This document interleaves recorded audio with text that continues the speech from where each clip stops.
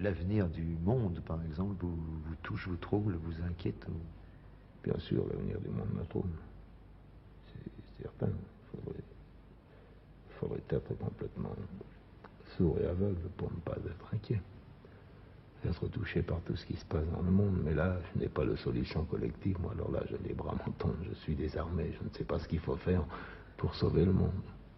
Je l'ai su, j'ai cru le savoir.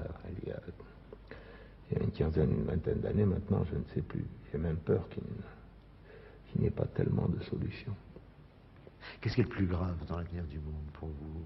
Ne parlons pas de problèmes de cataclysmes guerriers, etc., mais simplement un certain monde nouveau où les hommes ne vivront pas. Ce qui est peut-être plus grave, c'est que l'homme perde son individualité, c'est une espèce de liberté. Je parle de la liberté individuelle, la petite liberté que nous avons encore un petit peu, quoi, cette espèce de liberté de penser tout seul, même de penser qu'on va se raser de telle manière, qu'on va se peigner de telle manière, alors qu'aujourd'hui, il semble que cette liberté soit complètement réduite à néant, quoi. Il semble qu'on n'achète pas un paquet de cigarettes, qu'on n'achète pas une pipe, qu'on n'achète pas une corde de guitare ou une boisson quelconque, sans avoir été, pour employer un mot que je n'aime pas beaucoup, conditionné par tout ce c'est des espèces de groupes qui viennent autour de nous et qui nous crient ça aux oreilles. Il faut boire ça, il faut faire...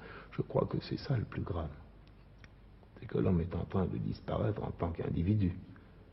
Enfin, il n'est pas dit que ce soit définitif, ça, mais en ce moment, ça en prend bien le chemin.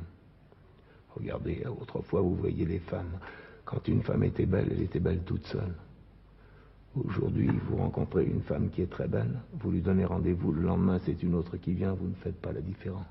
Elles ont les mêmes yeux, le même regard, le même déhanchement. Elles sont chaussées de la même manière, elles ont le même timbre de voix. Elles ont la même couleur de peau.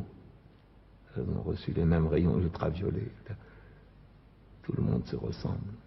Et tout le monde souhaite se ressembler. Fâcheusement, aujourd'hui, de plus en plus, oui.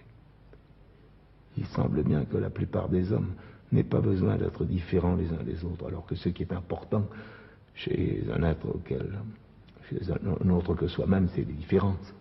Ce qui peut nous plaire dans un autre, c'est qu'il est différent de nous.